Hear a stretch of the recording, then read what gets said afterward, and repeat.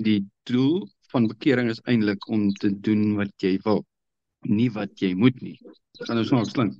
Maar is baie belangriker dat wat wil jy doen as wat doen jy? Dis wat Paulus sê, dit wat ek wil doen, dit doen ek nie, en dit wat ek haat, dit doen ek.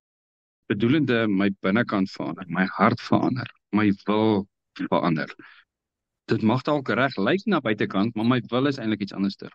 Dan is ek nie eerlik myself nie, ek is nie opreg myself nie. Wanneer ek my bekeer tot Vader, is my doel om my wil te verander, nie om my dade te verander nie.